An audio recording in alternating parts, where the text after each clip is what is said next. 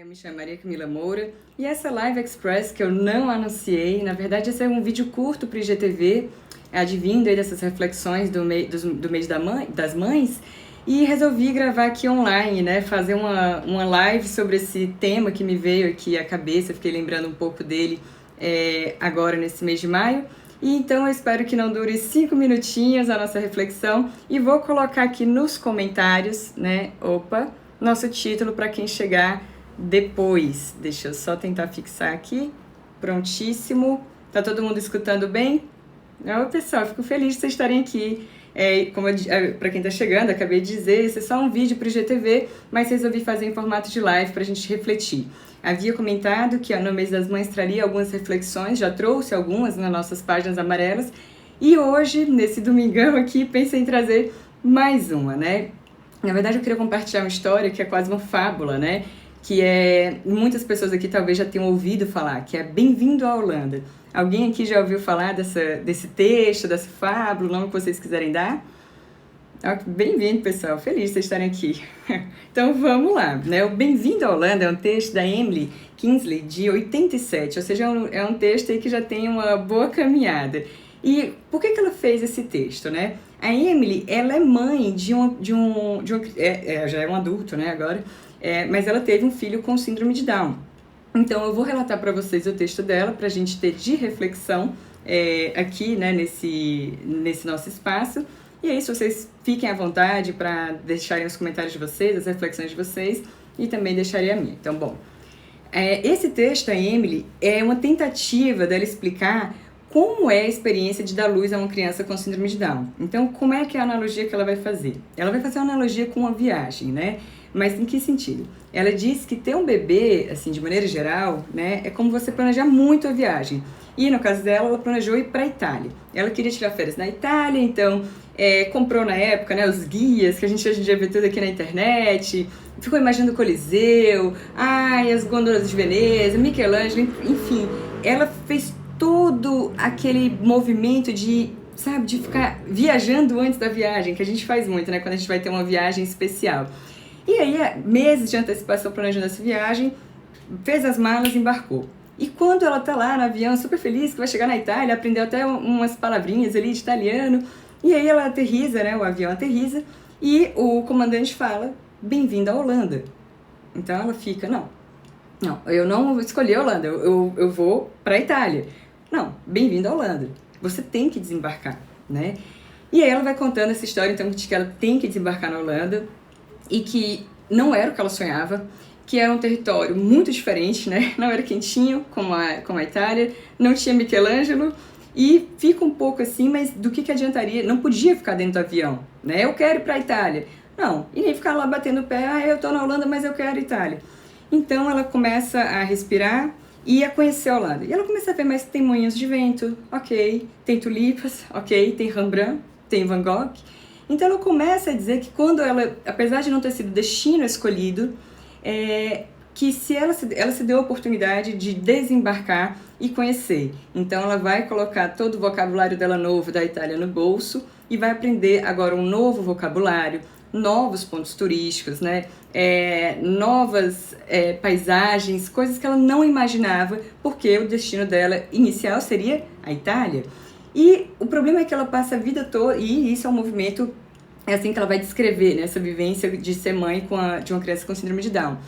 E até coloquei esses dias no feed, né, uma graphic novel também, que Não Era Você Que Eu Esperava. Quem quiser depois dar uma olhadinha, que é maravilhosa, que também fala um pouco sobre esse assunto, né.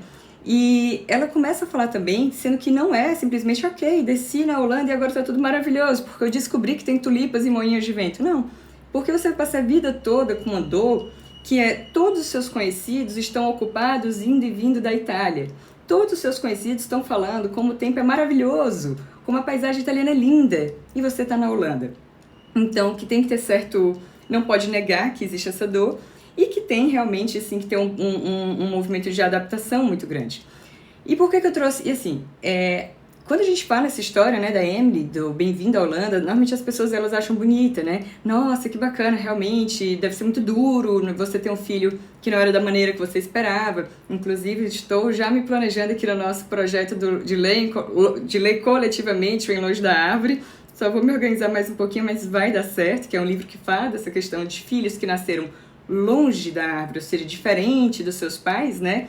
Como, por exemplo, no caso da Emily, uma criança com síndrome de Down. E quando as pessoas, então voltando, quando as pessoas elas escutam essa história, elas ficam muito assim, tocadas, nossa, que bacana, né? Realmente eu tenho que desembarcar nessa Holanda, não era o que eu queria. Sempre quando a gente fala de filhos com algum tipo de necessidade especial, né, com algum outro tipo de diferença, com algum transtorno, com alguma doença, incrivelmente as pessoas aceitam um pouco melhor. Do que eu tô falando? Né? Quando essas diferenças são de valores, quando essas diferenças são políticas, quando essas diferenças são religiosas, quando essas diferenças são em relação a ser pecado ou não certa orientação sexual, quando a diferença é uma cosmovisão, é uma maneira diferente de ver o mundo entre pai e filho, vocês acham mesmo que a maioria dos pais eles aceitam bem-vindo à Holanda? Não sei.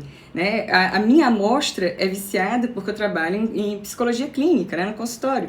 Então, eu tendo a escutar mais relatos de pais que não aceitam desembarcar na Holanda quando essas diferenças são ideológicas, políticas, de valores.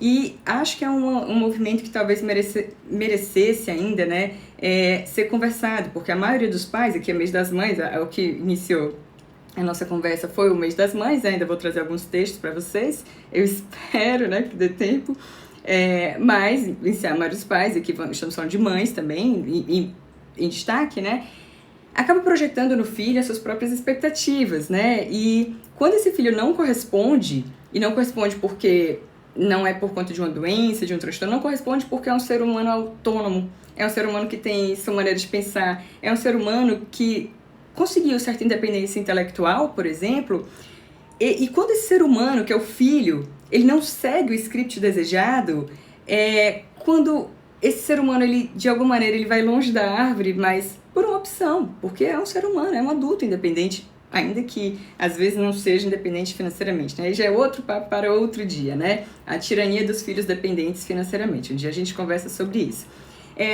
O que eu vejo é que quando esse filho ele tem essa diferença, ele não segue o script desejado, normalmente há diversas sanções para esse filho, né? Seja de chantagem emocional, seja de rejeição, seja de um gelo, né, em que essa pessoa sofre, esse filho sofre, ou mesmo o fomento de uma dívida de gratidão, que essa é uma das coisas que eu acho mais terríveis, porque se eu lhe devo R$1 milhão, em algum momento, com o banco, com a agiota, o que for, eu lhe pago esse R$1 milhão. Se coloca em mim, se insere em mim que eu tenho uma dívida de gratidão, quando essa dívida é paga? Nunca, nunca. A dívida de gratidão é a pior dívida que tem, porque ela faz com que a pessoa esteja sempre em débito, né? Ela está sempre devendo. É um buraco sem fim. Então, não estou dizendo jamais, por favor, que não tenha que ter gratidão. Já temos texto sobre isso no nosso feed, conversa sobre isso. Inclusive, é uma das forças de caráter que eu cultivo e admiro. Mas dívida de gratidão já é outra coisa. É sanção para filho que está longe da árvore. É sanção para filho que é Holanda e não Itália. Ok? Bom, pessoal, fico feliz. Não esperava, né, de vocês estarem aqui. Era só essas palavrinhas que eu queria dar com vocês mesmo, né? Eu fico sempre lisonjeada com os comentários e a Ana Paula tá perguntando se vai ficar salva. Vai, Ana Paula, na verdade, era um IGTV e eu resolvi agora fazer em live porque como era rápido, vou fazer aqui, vai que tem alguém e essa troca me alimenta muito, né? Eu gosto muito dos feedbacks de vocês, renova um pouco o fôlego, então resolvi fazer ao vivo, mas vai agora pro IGTV, tá bom?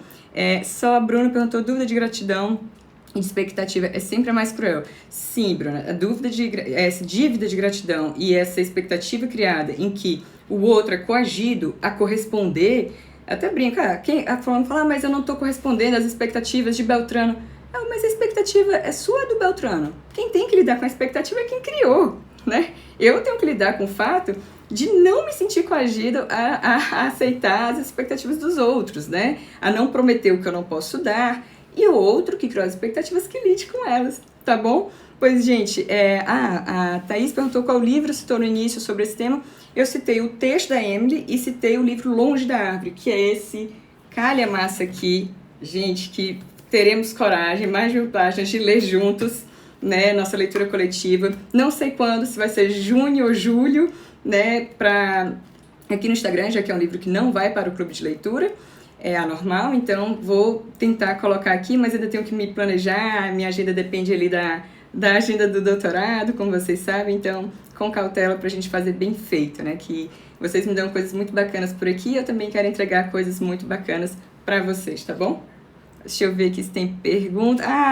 Olha, a Arielle, gente, a Arielle é uma psicóloga incrível, trabalha com violência contra a mulher e fez a imersão. Deixa eu ver aqui, pensando aqui como os pais também podem ser Holanda para os filhos, né? Sim, eu adoro quem investe a lógica de pensamento, né? A Arielle faz essa questão também que eu gosto muito a gente coloca uma questão, tá, e vamos pensar os outros pontos.